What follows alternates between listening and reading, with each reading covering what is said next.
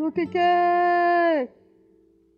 ও মা, ওই দেখো ব্রেড কাকুটা এসেছে, যা তাড়াতাড়ি যা, ও তো আবার ঝড়ের গতিতে আসে। এখন পৌষ মাসের মাঝামাঝি, এবারে ঠান্ডাটাও পড়েছে বেশ জাঁকিয়ে। বাইরে ঘন কুয়াশা, শীত গ্রীষ্ম বর্ষা যাই হোক না কেন, মিমির ব্রেড কাকু কিন্তু আসা চাই। তবে সে এত জোরে বাইক নিয়ে পেরিয়ে যায়, আগে থেকে তার জন্য অপেক্ষা না করলে তাকে ধরাই মুশকিল হয়ে পড়ে। আজ প্রায় 18-19 বছর ধরে এই একই জিনিসই হয়ে চলেছে।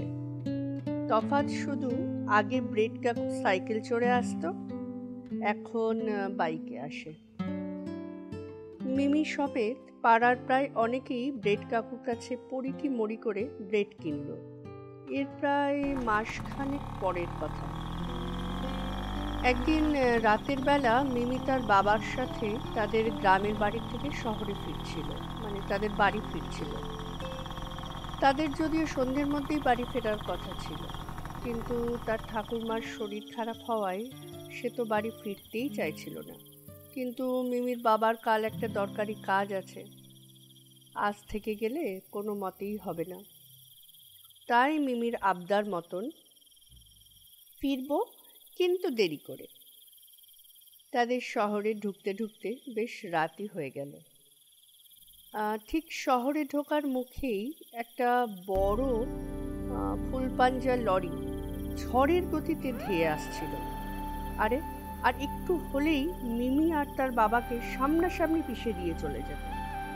মিমি তো ভয়ে চোখ বন্ধ করে দিয়েছিল, কিন্তু একটা বিকট আওয়াজে সে চোখ খুলে দেখলো লরিটা মাঠের খালে নেমে গিয়ে কাত হয়ে পড়ে আছে, আর ভিতরে কাদের যেন গোঙানির আওয়াজ পাওয়া যাচ্ছে। তারপরেই হঠাৎ তাদের সামনেই যেন সেই আবির্ভাব হওয়ার মতন ব্রেড কাকু। মিমি তো তোর বাবার পিছন থেকে মুখ বার করে বলে উঠল, ব্রেড কাকু, তুমি তুমি এখানে কি করে এলে? মিমির বাবাও এই ব্রেড কাকু ভদ্রলোকটিকে চেনেন, তবে তিনি কিছু বলার আগেই ব্রেড কাকু বলল, সোনামণি, তোমরা এখান থেকে যত তাড়াতাড়ি সম্ভব চলে যাও। এরা মোটেও ভালো লোক নয়, সব চোরা কাঠ পাচারকারীর দল। পাশের জঙ্গল থেকে কাঠ চুরির যা রমরমা শুরু হয়েছে, আমি এদেরকে ঠিক দেখে নেব। এই বলেই যেন তিনি অন্ধকারে কোথায় মিশে গেলেন। আর মিমির বাবাও সব দেখে শুনে সেখানে আর না দাঁড়িয়ে বাড়ির পথে রওনা দিলেন।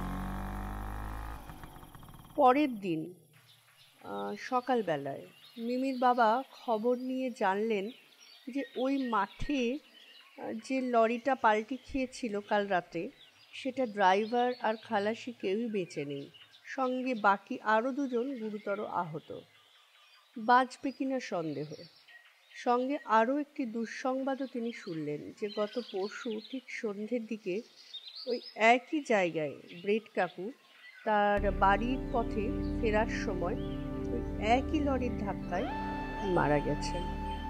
আর সেটা শুনে তার মনে হলো, তবে কি এত বছরের যে একটা সম্পর্ক, সেই দায় কি সেদিন ভদ্রলোক এড়াতে পারেননি? মৃত্যুর পরেও তিনি তাদেরকে বাঁচাতে সেখানে উপস্থিত ছিলেন। ব্রেড কাকু, দাঁড়াও দাঁড়াও, আমি যাচ্ছি।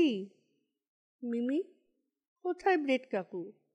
তুই ভুল শুনেছিস, ঘুমের মধ্যে ছিলি তো, তাই কি শুনতে কি শুনলি।